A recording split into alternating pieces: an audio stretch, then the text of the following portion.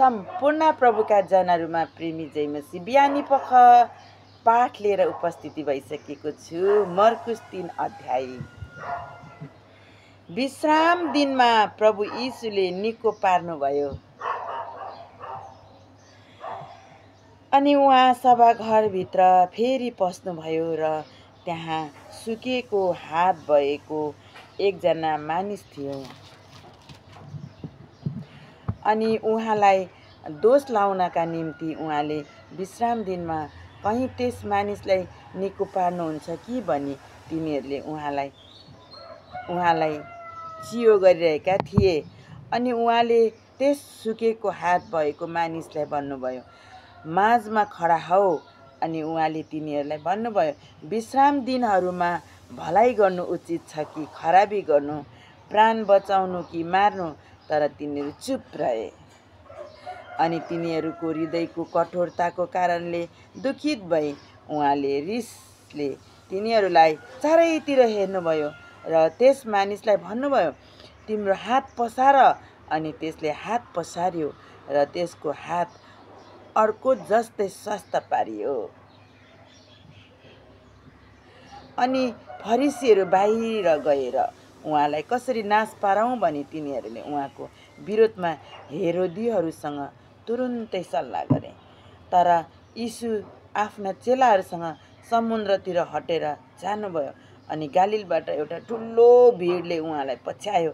अनि यहुदियाबाट, यरुसलेमबाट, इदुमियाबाट र यर्दन पहाडीबाट साथै टायर र सिडोनका वरिपरिकाहरू एउटा ठुलो भिड उहाँले कति महान कामहरू गरिरहनु भएको छ भन्ने सुनेर उहाँ कहाँ आए। अनि भिडको कारणले गर्दा कहीँ तिनीहरूले उहाँलाई मिस्लान् कि भनेर उहाँका लागि एउटा सानो डुङ्गा तयार रहोस् भनी उहाँले आफ्ना चेलाहरूलाई भन्नुभयो, किनकि उहाँले धेरैलाई निको पार्नु भएको थियो, यहाँसम्म कि रोगले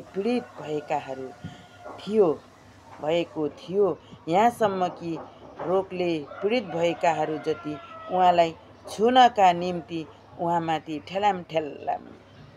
ठेलामठेला गर्थे। अनि जब अशुद्ध आत्माहरूले उहाँलाई देख्थे तब तिनीहरू उहाँको सामु भुइँमा घोप्टो परेर यसो भन्दै कराउँथे, तपाईँ परमेश्वरको पुत्र हुनुहुन्छ। अनि तिनीहरूले उहाँलाई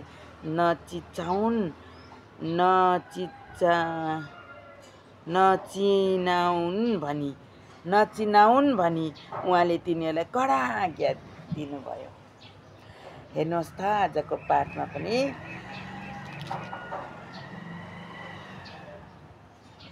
रोग निको पारिएको रहेछ है। अनि आज तपाईँहरू पनि रोगी हुनुहुन्छ भने, तपाईँहरू पनि अशक्त हुनुहुन्छ भने, तपाईँहरू पनि हिँड्न सकिरहनु भएको छैन भने, तपाईँहरू पनि पीडित हुनुहुन्छ, ओछ्यानमा पल्टिरहनु भएको छ भने विश्वास गर्नुहोस्, यीशु प्रभुमा सम्भव छ है। अनि आजको क्यालेन्डर भर्स अनि आजको पाठ चाहिँ रोग निको पार्ने विषयमा रहेछ है। म चाहिँ धेरै खुसी भएको छु है। तपाईँहरू पनि खुसी हुनुहोस् र विश्वास गर्नुहोस्। विश्वास चाहिँ हामीले गर्नुपर्ने हुन्छ।